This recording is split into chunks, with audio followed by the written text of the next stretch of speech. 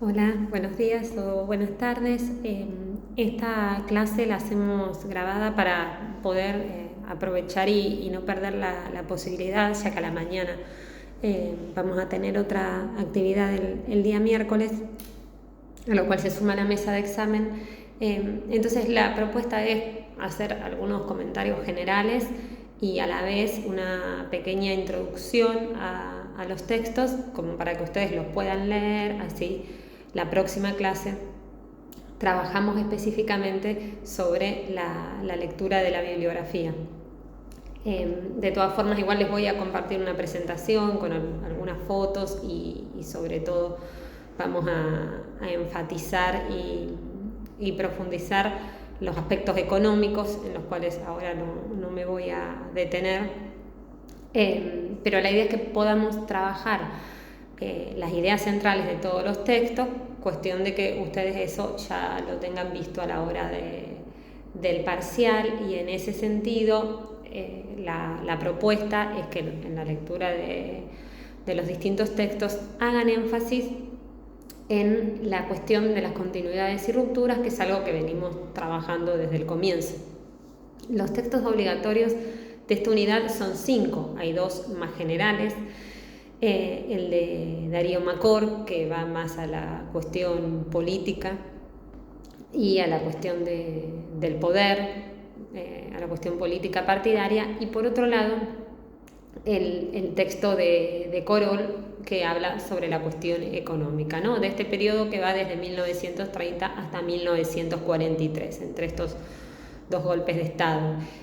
Incluso Macor ha teorizado, ¿no?, sobre este periodo en sí mismo, y ha puesto en consideración esa denominación que tiene el periodo de década infame, ¿no? Porque conocemos, bueno, ¿por qué no mejor hablar de los años 30? Bueno, y pone un poco en otro trabajo que está en la bibliografía optativa en cuestión esta idea de década infame, ¿no? Así como también se ha puesto en cuestión, vimos en clases anteriores, tomar el periodo desde 1880 hasta 1930 como el del orden conservador. Entonces, bueno, dijimos que tenemos el texto de Macor, más orientado hacia lo político, el texto de Corol, orientado hacia las cuestiones económicas, y después tenemos otros textos más vinculados a la historia social y la demografía, podríamos decir, y a la historia cultural.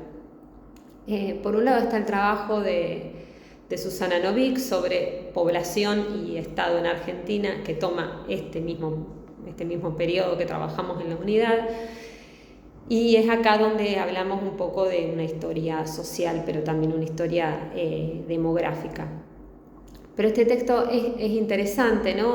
Además de que toma este periodo en sí mismo y se pregunta por el Estado, para poder pensar el Estado en estos años. Entonces, un poco lo que plantea el texto es la pregunta acerca de los problemas y de las soluciones, ¿no? Tomando esa idea de Evans del Estado como problema y el Estado como solución. Entonces trae esta pregunta acerca de cuáles son los problemas y cuáles las soluciones que le planteaban al Estado distintos sectores: industriales, militares, obreros, profesionales de la salud, vinculados a las variantes demográficas. Por eso, población y sociedad, ¿no? Porque lo que este autor está investigando es sobre población, su investigación va sobre eso. Entonces, después ahí lo que busca ver es qué políticas formuló el Estado en respuesta a estos reclamos, y las relaciones y los discursos en los debates en relación a la población que se producen en este periodo. Entonces, un poco lo que va a mostrar con su trabajo, dice en la introducción, es un Estado que ha sido interpelado, colocado en el centro de las discusiones sociales. O sea, estos sectores que ella analiza y que están ahí en el título, los industriales, los militares, los obreros, los profesionales de la salud, interpelan al Estado. Entonces, el Estado es colocado en el centro de la discusión social, y se apela a un Estado interventor. Entonces, esta idea que la podríamos ver desde el otro lado, desde las políticas del Estado hacia la sociedad, la autora lo está viendo desde los reclamos de la sociedad hacia el Estado. Entonces, bueno, ese es uno de los textos. El otro texto es el de Lobato sobre la vida en las fábricas. Ahí tenemos el capítulo que aborda este periodo, si bien el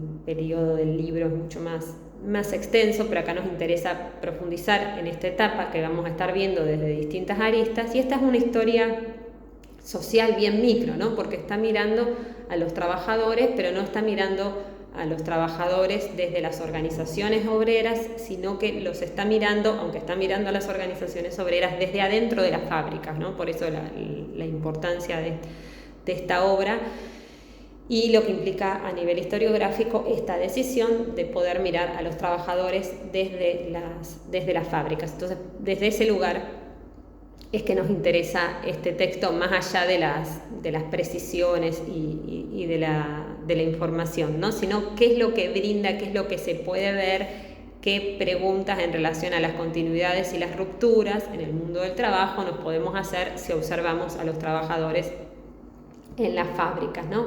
Bueno, y un poco lo que plantea la autora es como esta expansión económica que vimos en la clase anterior de la década del 20 dura relativamente poco, y un poco jugando con esto que también veíamos de cuánto cambia o cómo implica síntomas de la crisis de lo que va a venir en 1930, la Primera Guerra Mundial, lo que trabajamos en el texto de Palacio. Entonces, bueno, tratar de vincular eso que vimos en el texto de Palacio en relación a qué pasaba en 1914, qué sabían y qué no sabían los actores de que ese bienestar que luego se alcanza en la década del 20, iba a encontrar rápidamente su fin con la crisis de 1930. Entonces, bueno, un poco lo que ella plantea en este texto, como a partir de la crisis económica, los problemas que colocaban a los actores sociales en una situación crítica se hacen más evidentes. Y también vinculado a esto con lo que estuvieron viendo en el práctico sobre cómo en la década del 30 hay una difusión de un discurso nacionalista que a la vez se une a las dificultades, va a decir esta autora, de los productores nacionales. Entonces también eso, tratar de vincularlo con lo que vieron en los prácticos. Y después finalmente hay otro texto que es de Paula Caldo, y este sí está más orientado a lo que es la historia cultural, que se llama Las cocineras de la capital, lectoras, amas de casa, ecónomas, consumidoras y saberes femeninos, una experiencia rosarina. Bueno, acá nuevamente, ¿no? Es la escala, así como Lobato pone la escala en las fábricas, se pregunta por los trabajadores en la fábrica, en Berisso. Acá Paula Caldo pone la escala en Rosario y particularmente va a leer La Sociedad Rosarina a partir del diario La Capital. De hecho, esto está claro en el título, ¿no? Que ella trabaja con las cocineras del diario La Capital. Y bueno, y se pone el foco en Rosario, y también trabaja con esta periodización de la historia política, de la historia económica, ¿no? Donde podemos encontrar un criterio, un acuerdo, ¿no? Que tanto en una periodización de historia política como en una de historia económica podríamos pensar 1930, ella llega hasta 1945, 1943, 1945 como un periodo. Y haciendo una historia cultural, ella respeta esta periodización más de la historia política económica, ¿no? Porque en realidad la historia política pone el quiebre en 1943 con el golpe, pero es cierto que 1945 es el ascenso del peronismo. Entonces ahí lo que ella va a ver en este texto es el proceso de feminización, dice, de la transmisión escrita de los saberes culinarios en el ámbito doméstico, pero cómo esto se populariza en la década de 1930, ¿no? Entre 1930 y 1945, y aquí, bueno, vamos a ver, ¿no? Que a nivel cultural este periodo, todo lo que tiene que ver con la expansión de la radio, que ya venía desde la década del 20, y de la prensa escrita, en el marco de un proceso de alfabetización de la sociedad, sobre todo en grandes ciudades como Rosario, bueno, van a ser características de este periodo. Entonces también esto para tener en cuenta a la hora de leer este texto. Y otra cuestión que me interesa del trabajo es cómo hace una historia cultural, pero se apoya, toma como base otros estudios, ¿no? Por ejemplo, ella lo que va a decir es que, bueno, analizar los consumos culturales en la década del 30 implica estudiar un país que dejaba atrás prácticas de una sociedad, y esto no lo dice ella, sino que lo dice citando un autor, citando Rocci, deja prácticas de una sociedad con consumo para pasar a una sociedad de consumo. Entonces no es que solamente se queda, digamos, en un trabajo a partir de la prensa y lo que específicamente podemos ver en el título, sino que está tomando este marco teórico para ver, bueno, cómo se pasa de una sociedad con consumo a una sociedad de consumo, pero ahí está mirando a las mujeres, está mirando a las consumidoras y específicamente los saberes femeninos culinarios. Y ahí lo que ella señala, ¿no?, es cómo desarrolla un poco esta idea de cómo los actos de compra y venta se llevaban adelante para responder necesidades específicas, como ampliando esta idea de lo que sería una sociedad con consumo, y cómo se va a pasar a una sociedad de consumo, y el lugar que tiene aquí los cambios que se producen en la sociedad de entreguerras, que es otra periodización, pensar en una Argentina de entreguerras, quizás es no poner tanto el corte en 1930, ¿no? Pero bueno, y esta idea de industrializar la economía argentina en un contexto que, como vimos, el modelo agroexportador que había estado vigente desde 1880 hasta 1930, podemos decir, entraba en crisis más allá de los indicios que pudimos ver en 1914 con la Primera Guerra.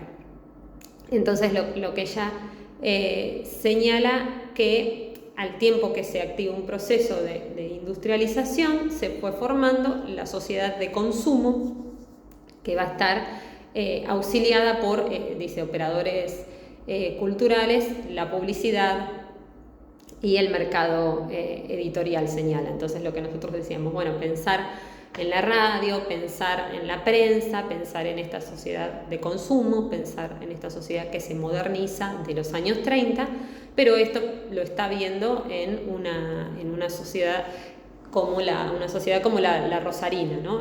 Estas son como cuestiones que se ven en las ciudades. No nos olvidemos que todavía en 1930 la mayor parte de la población no estaba en las ciudades, y eso es algo que a la vez varía entre las provincias, ¿no? Hay diferencias en el proceso de urbanización significativas entre las distintas provincias. Entonces, bueno, un poco también yendo a cuestiones más generales, pensar 1930 en el contexto internacional, bueno, algo que ya vimos relacionado al lugar de Estados Unidos. Estados Unidos queda a salvo de la Primera Guerra, cobra un impulso, empieza a reemplazar, vemos como empieza a reemplazar a Gran Bretaña, a correr a Gran Bretaña del eje. Entonces, cuando se produce la crisis económica en Estados Unidos, el hecho de que el lugar que ocupaba Estados Unidos en el capitalismo mundial fuera otra, bueno, también hace que su impacto sea mucho mayor, ¿no? Y bueno, y algo que va a decir Hobsbawm es que si no se hubiera dado la crisis de 1930, quizás, bueno, siendo así un poco de historia contrafactual, ¿no? Pero no hubiera existido Hitler, y bueno, dice con total seguridad tampoco Roosevelt. Y también dice, difícilmente el sistema soviético habría sido condenado como un antagonista económico del capitalismo y también como una alternativa. Entonces eso, ¿no? Cómo se constituye la Unión Soviética y el comunismo como alternativa al capitalismo, el fascismo y lo que va a ser la política económica del New Deal con Roosevelt en Estados Unidos. Bueno, un poco son resultado de esta crisis de 1930 y un liberalismo que parecía condenado a desaparecer, ¿no? Entonces se abrían estas opciones, como decíamos, la de Rusia, la de un capitalismo keynesiano de estilo Roosevelt o la del fascismo. Entonces, bueno, son estas opciones que se abren a partir de 1930 las que van a estar en agenda a nivel mundial. Entonces, para tener en contexto este escenario internacional y volver a Argentina y pensar, bueno, hasta dónde en 1930 lo podemos ver como una ruptura, pero a la vez, bueno, si se pueden hacer o no algunos cuestionamientos a ello. Entonces, a nivel político, tenemos un golpe de Estado, tenemos el primer corte institucional con un golpe de Estado en Argentina y, bueno, poco después, en 1932, la restauración de una democracia, pero que va a ser una democracia restringida. También se habla en este periodo de una restauración conservadora, lo vimos con Rock, como estos sectores que en 1916 le habían dejado el poder político al radicalismo, a la oposición política, ahora asumen, o sea, quienes tienen el control económico asumen el poder político, va a decir. Entonces se puede pensar este periodo como una restauración conservadora. Después vamos a ver que todo esto se puede ir complejizando y matizando. En lo económico, 1930 marca el inicio, se podría decir, cuestión que también puede recibir algunos matices, ¿no? Pero de una mayor intervención estatal en la economía, que también esa es una cuestión que según dónde se ponga el foco, qué espacios se miren, esa intervención va a ser mayor o va a ser menor. No es lo mismo mirar la provincia de Santa Fe para hablar de mayor intervención estatal que la provincia de Entre Ríos. Y en lo económico también es un espacio para hablar de este proceso de industrialización por sustitución de importaciones que ya veníamos adelantando en clases anteriores. Entonces, bueno, se podría decir que es un cambio en el capitalismo, en el sentido que la idea de autarquía surge en esta división internacional del trabajo. Vamos a ver que los países se cierran en sus economías y eso también va a tener que ver con lo que son las consecuencias de más largo plazo de la crisis, y que hay un paso del bilateralismo, de relaciones bilaterales a relaciones multilaterales, que, digamos, las relaciones las relaciones multilaterales vinculadas al libre cambio van a llevar ante este cierre de los mercados, hacer alianzas específicas con determinados países, como va a ser el caso que se da para Argentina con Gran Bretaña y el pacto Roca-Runciman. Como decíamos, volviendo como más a la cuestión política, a partir de 1930 comienza una etapa de interrupciones institucionales y de gobiernos de facto que se va a extender hasta el último golpe de Estado, y en ese sentido podemos decir que hasta 1989, o sea, desde el golpe de 1930 hasta 1989, no hay un presidente que suceda a otro electo democráticamente, porque eso se da en el caso del gobierno de Perón, pero salvo que es el mismo presidente, que el caso de que es el mismo presidente que continúa, luego no hay una continuidad a través de un proceso eleccionario como se da entre Irigoyen y Alvear y entre Alvear e Irigoyen. O sea, como para tomar un poco de dimensión de lo que implica esta ruptura de 1930. Y a la vez otra cuestión que se abre en este periodo tiene que ver con que va a haber una convivencia entre lo nuevo y lo viejo, y viejas prácticas políticas de carácter fraudulento se van a mezclar con novedosas propuestas de intervencionismo estatal, que es algo que se da en este periodo y que vamos a ver.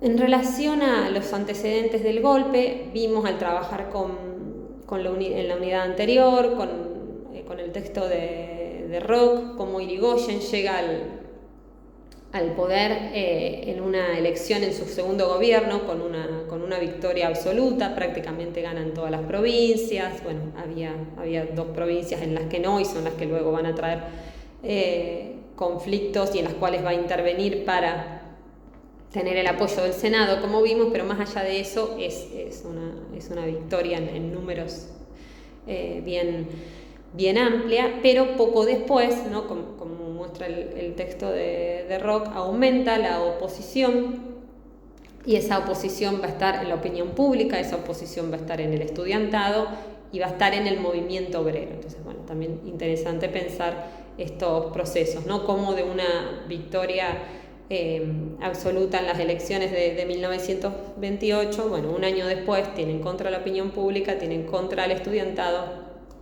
y al movimiento obrero. Y había un ejército que ya incluso desde antes se estaba oponiendo a la candidatura de Irigoyen, que no apoyaba a Irigoyen, pero que al tener apoyo no era fácil conspirar.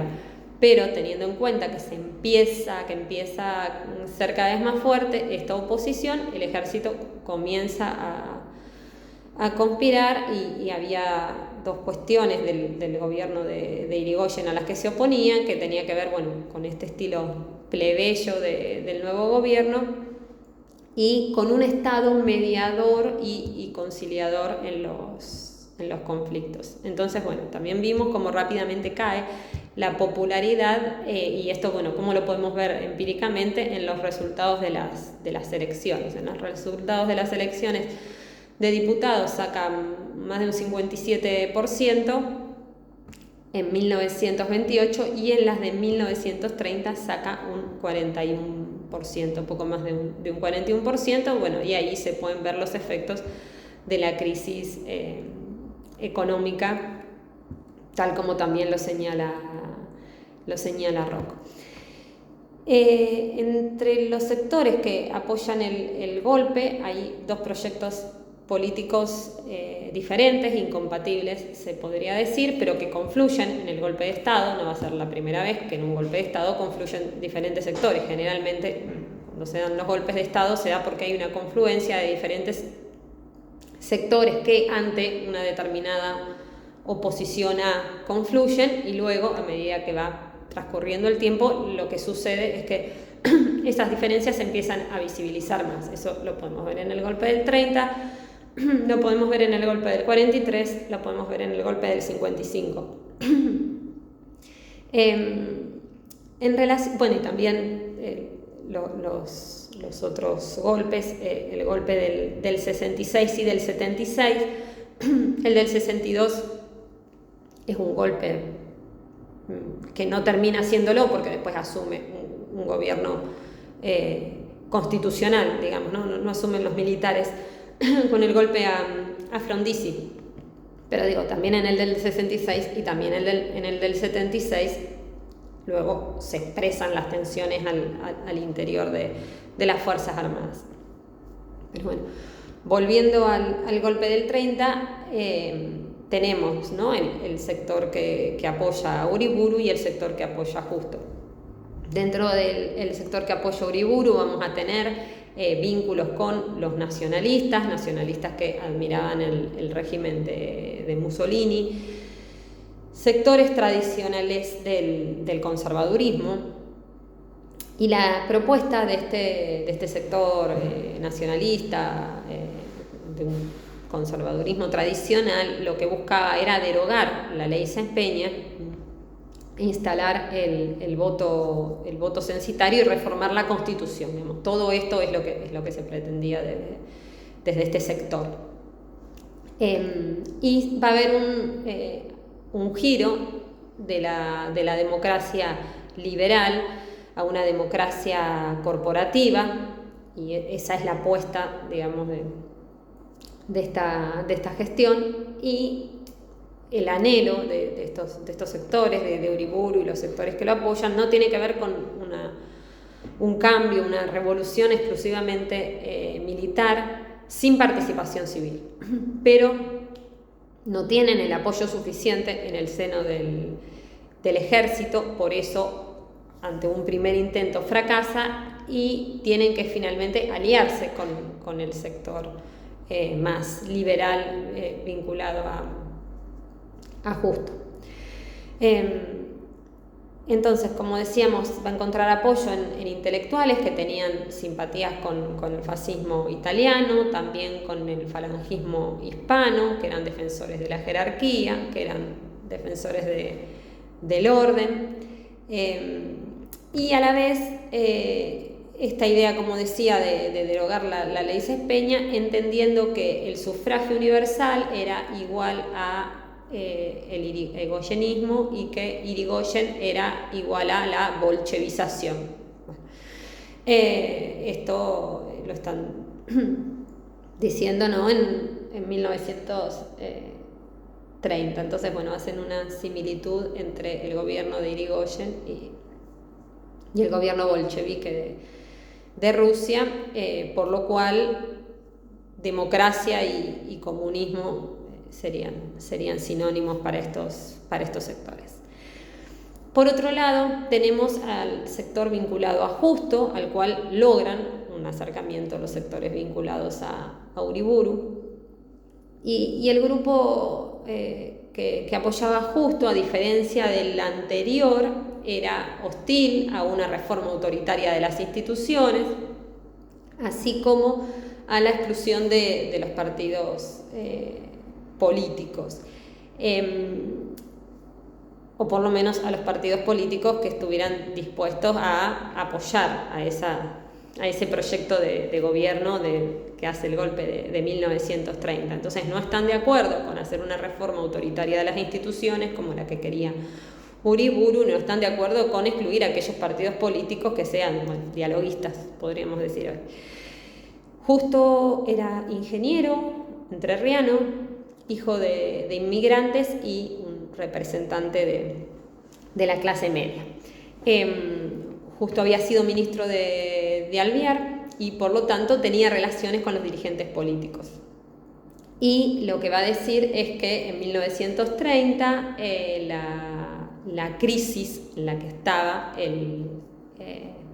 la política argentina justificaba que se utilizaran recursos no constitucionales para solucionar, pero estos recursos extraconstitucionales, como un golpe de Estado, eran para resolver una situación de anomalía en la política, pero bueno, el golpe se justificaba solo porque, bueno, estaba muy mal lo anterior, pero el proyecto no era terminar con las instituciones, sino en algún momento hacer una restauración de las instituciones y que los partidos políticos, al menos ahora se habla de dialoguismo, pero los partidos políticos dispuestos a tener vínculos, sí, a dialogar con los sectores que estaban haciendo el golpe, pudieran incluirse.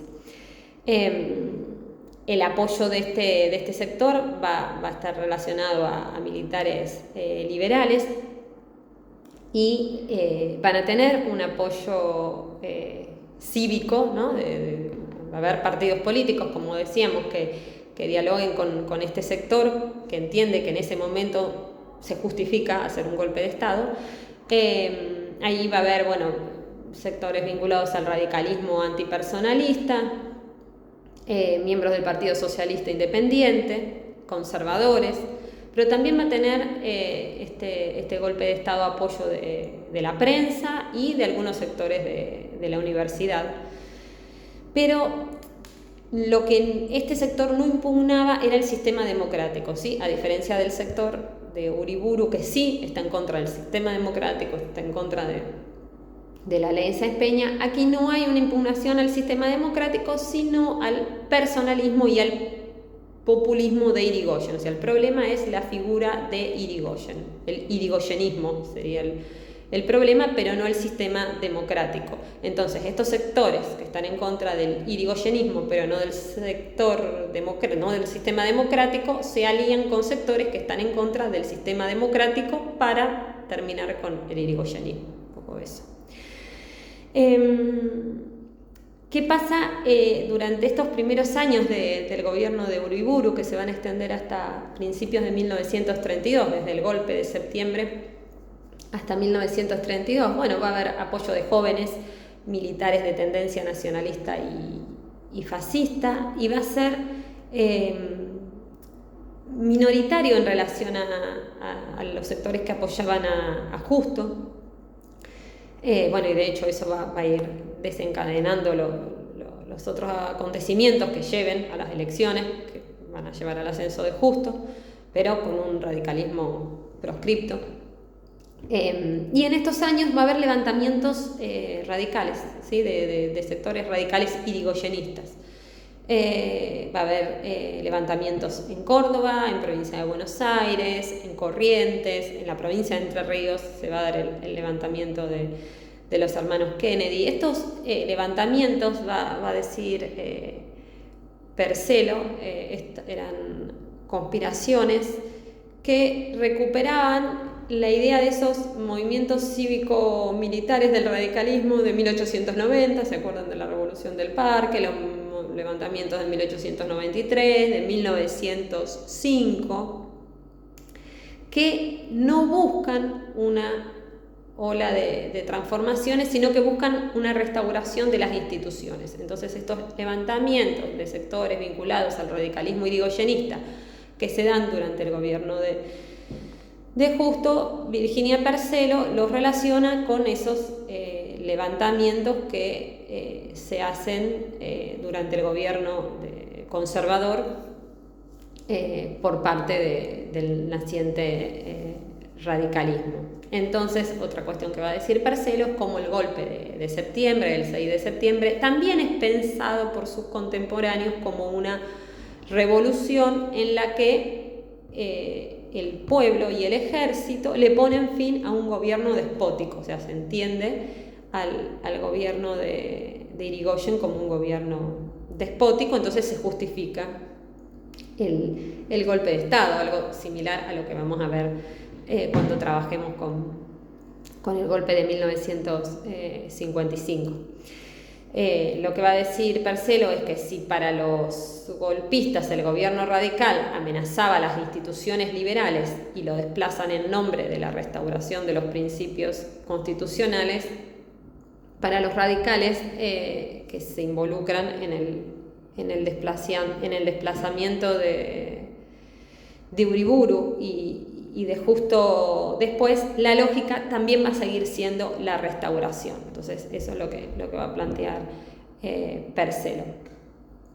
¿Qué pasa en estos años de Uriburu? Bueno, en abril de 1931 hay un llamado a elecciones y gana el radicalismo. O sea, llega un momento en el que la tensión de llamar elecciones no se puede evitar, se llama elecciones, gana el radicalismo, se anulan las elecciones y renuncia Sánchez Sorondo, un personaje interesante vinculado al gobierno de Uriburu. En 1931, en mayo, un mes después de las elecciones, se organiza la Legión Cívica Argentina, llamada la Legión Cívica Argentina, que va a mantenerse hasta 1943. Podrían ser un homólogo de las camisas negras, ponerlo así como las camisas negras argentinas. Y comienza, a partir de aquí, de las elecciones de abril, comienza el declive del gobierno de Uriburu. O sea, se va a mantener hasta 1932, pero el triunfo del radicalismo en las elecciones de abril ya comienzan a marcar el declive, y hay que tener en cuenta que la mayor parte de los oficiales eran legalistas, o sea, estaban con volver a una restauración de las instituciones. Hablamos de los levantamientos que se producen en distintas provincias. Ante esos levantamientos, Uriburu va a encarcelar a algunos dirigentes del Partido Radical, y va a prohibir que se presenten candidatos a las elecciones que hubieran actuado en el irigoyenismo. El Partido Radical va a elegir a Alvear como el candidato para esas elecciones, pero Uriburu va a prohibir que Alvear pueda ser candidato porque aún no habían pasado 6 años desde su presidencia. Finalmente Justo consigue presionar para que se llame a elecciones y logra imponerse con una alianza electoral, que va a ser la de la concordancia, y ahí van a confluir, como habíamos dicho, estos partidos que dialogaban con el sector de Justo, con el sector que había llevado a cabo el golpe, el Partido Socialista Independiente, los conservadores dentro del Partido Demócrata Nacional y la Unión Cívica Radical antipersonalista. Entonces, bueno, estos 3 partidos forman una coalición, la concordancia, que es la que gana las elecciones, en las que asume Justo, pero esta elección se da con otros candidatos que se presentan a las elecciones.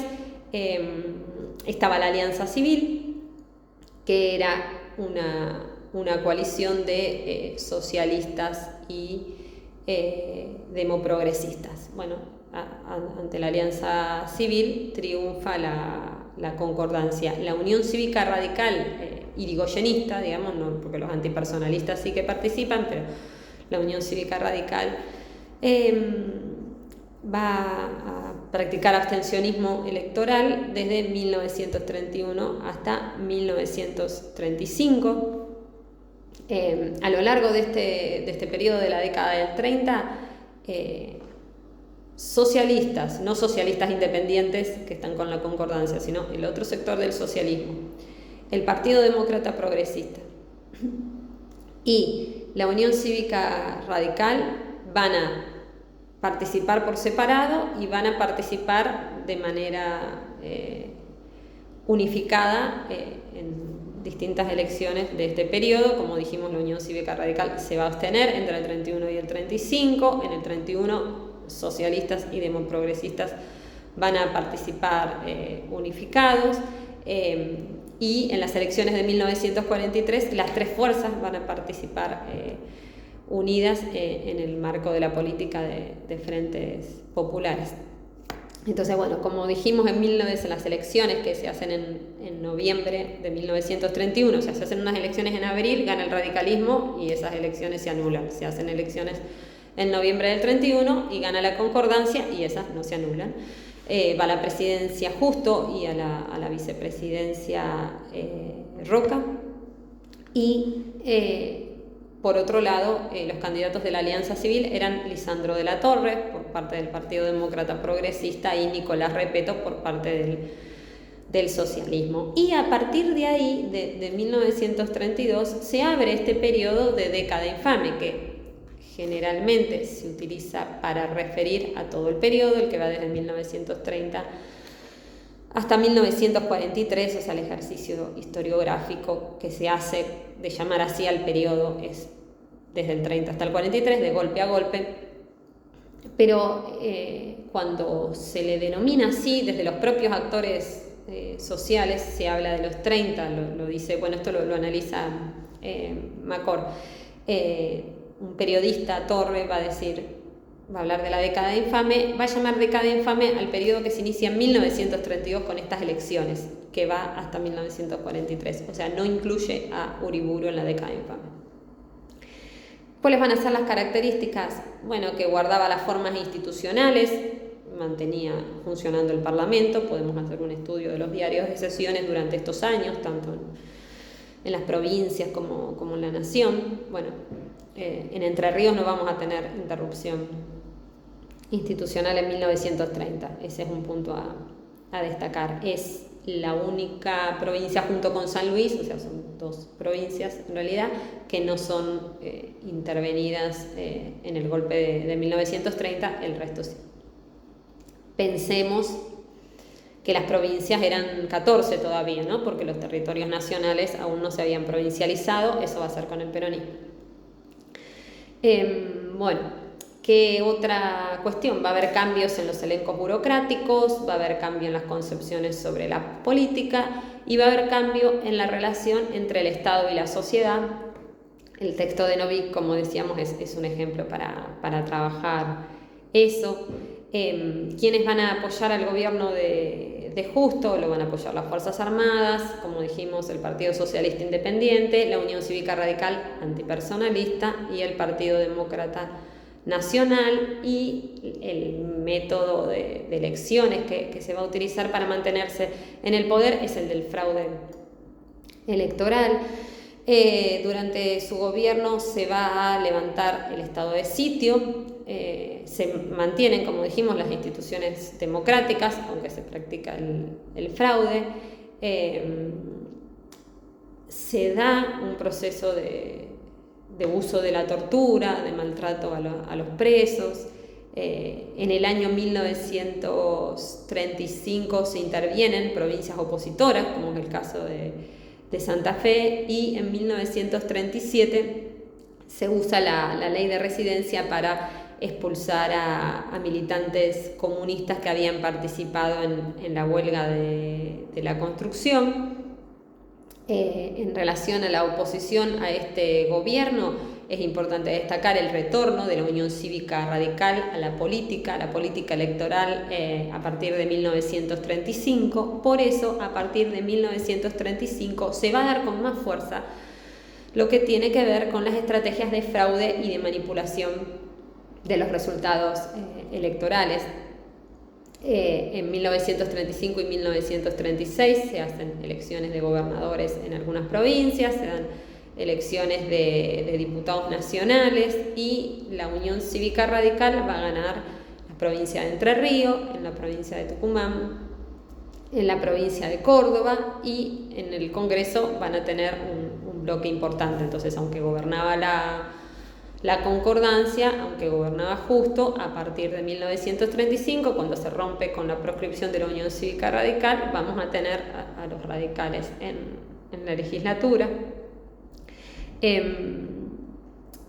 Como decíamos, bueno, hay un levantamiento de la abstención, pero hay un sector del radicalismo que quería continuar con la abstención electoral y va a dar origen a la llamada Forja, Fuerza de Orientación Radical de la Joven Argentina, entonces, que surge en 1935, porque es el sector que se opone al abstencionismo, y lo que busca es restaurar el cauce histórico abierto por el radicalismo, desarrollando una conciencia ciudadana.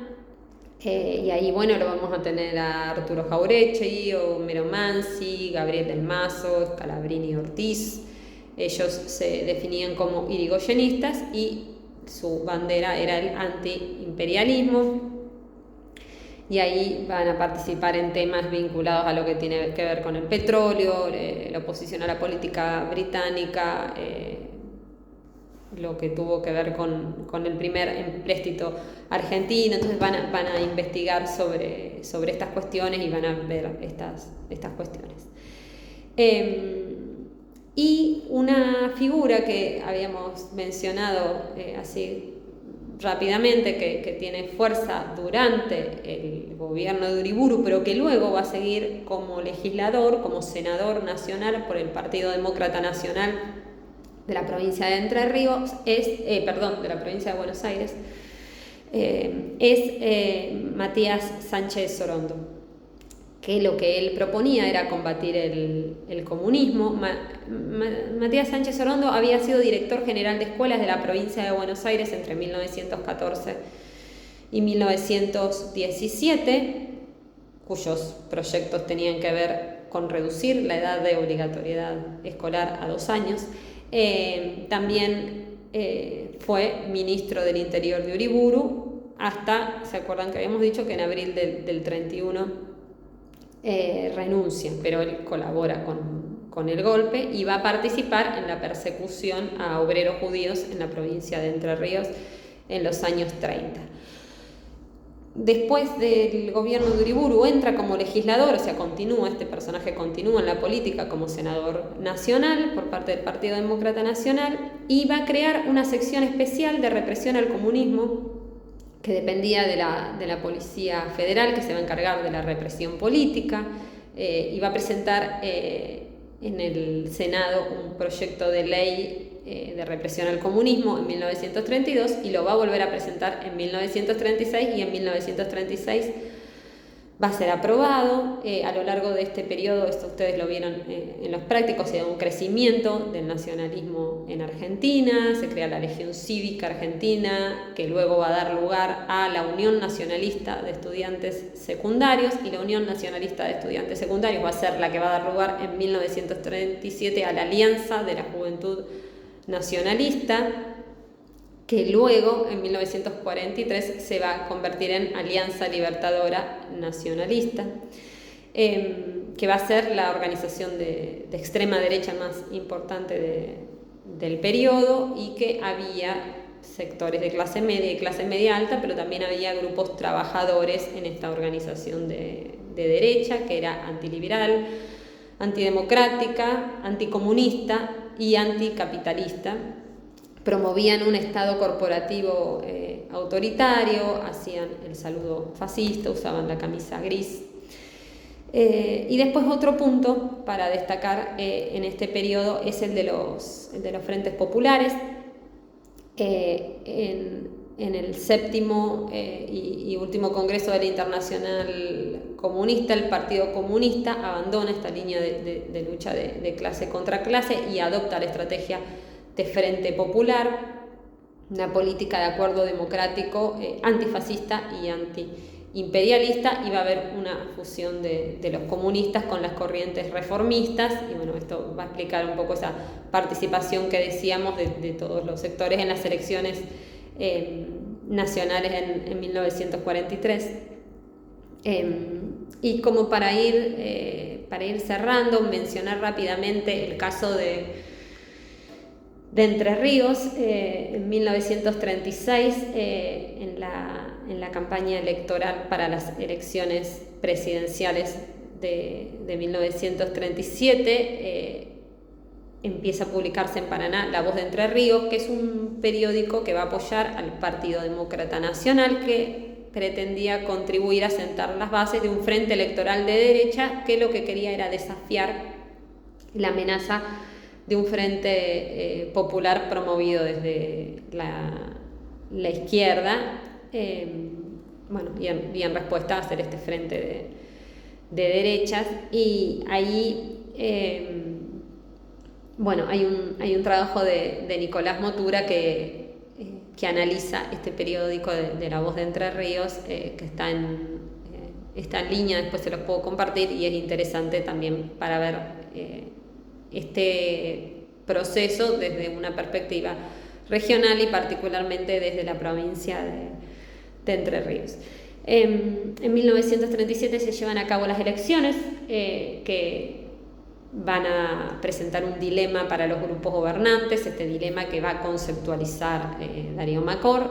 El dilema era ganar las elecciones o tener legitimidad, porque ganar las elecciones implicaba hacer uso del fraude electoral, por lo cual la legitimidad se podía ver debilitada. En 1938 ganan las elecciones, triunfa Ortiz por parte del antipersonalismo, que había sido ministro de Obras Públicas de Alvear, y la fórmula es con Castillo, que venía del lado del Partido Conservador y había sido ministro de Justicia de Justo. Entonces, bueno, hay un presidente antipersonalista y un vicepresidente conservador que forman parte de esta alianza electoral, que triunfa en 1938 en nombre de la concordancia y le ganan a la fórmula en la que iban Alvear y Mosca por parte de la Unión Cívica Radical. El gobierno de Ortiz va a estar más cerca de Alvear que de Justo. No tenía vínculos con las Fuerzas Armadas, a diferencia del gobierno de Justo, pero sí tenía vínculo con Justo, pero en realidad, como decíamos, estaba más cerca de Alvear. Intenta revertir la práctica del fraude, es decir, gana a través del fraude, pero una vez que gana dice, bueno, vamos a ponerle fin a esta situación. Interviene 2 provincias cuyos gobiernos habían accedido a través del gobierno de manera fraudulenta, Catamarca y provincia de Buenos Aires. Las interviene, hay elecciones y gana el radicalismo, pero en 1940 tiene que renunciar por enfermedad y asume el vicepresidente, que no era de la misma línea que el presidente, sino que venía de los sectores conservadores. Habíamos dicho que era del Partido Demócrata Nacional, y esa política que se había dirigido en contra del fraude durante los primeros años de Ortiz se quiebra. Por otro lado, van a cobrar importancia en estos años las figuras de Federico Pinedo, que vamos a ver luego el plan Pinedo, que va a estar en Hacienda, y Julio Roca, del Pacto Roca-Ranciman, que estaban en relaciones exteriores, y durante este periodo va a haber neutralidad ante la guerra.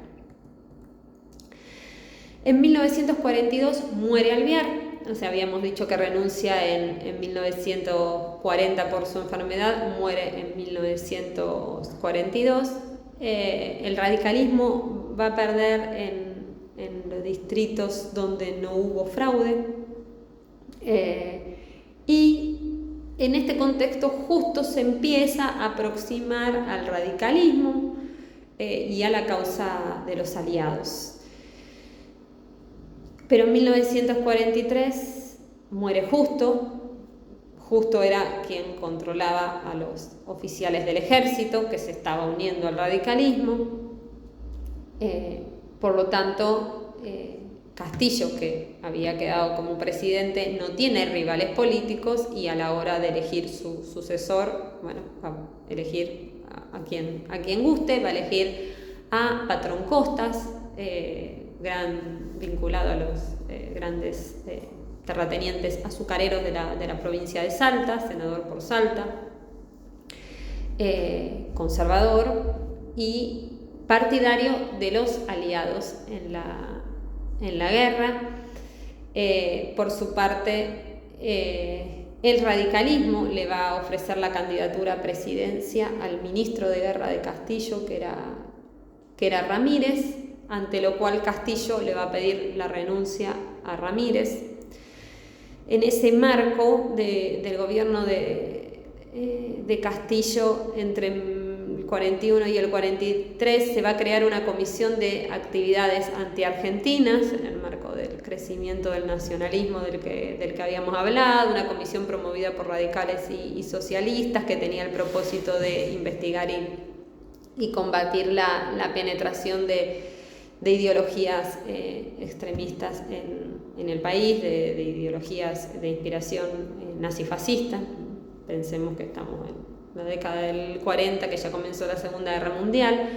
Se realiza una actividad por parte de esta comisión, que se va a plasmar en una serie de informes que se entregan en la Cámara de Diputados. Entonces, un poco como esto para tener en cuenta el marco general del gobierno de Castillo, y esto va a tener repercusiones en la provincia de Entre Ríos. O sea, esta comisión de investigación va a trabajar también en la provincia de Entre Ríos. Hay algunos documentos que dan cuenta de esto en la prensa. Y de aquí, en este contexto, ¿no? Y esa elección de Pedro Costas Patrón Costas como candidato a las elecciones como sucesor de Castillo por parte de la Concordancia, va otra vez a generar que distintos sectores se unifiquen en oposición y se produzca el golpe de Estado de 1943. Bueno, un poco así, un resumen de lo que fue el periodo desde el aspecto político. Como decíamos en la clase que viene, la propuesta es profundizar con los textos leídos en qué es lo que dice Macor, cuáles son las principales hipótesis de Macor, aunque ya hicimos un repaso general sobre todo ese texto en esta presentación. ¿Qué pasa con los aspectos económicos de la crisis de 1930 hasta 1943? Y profundizar un poquito en la cuestión social y cultural de estos años en base a los otros 3 textos. Por lo tanto, esta es la propuesta, ya teniendo el contexto político como para ir abordando el resto de la bibliografía.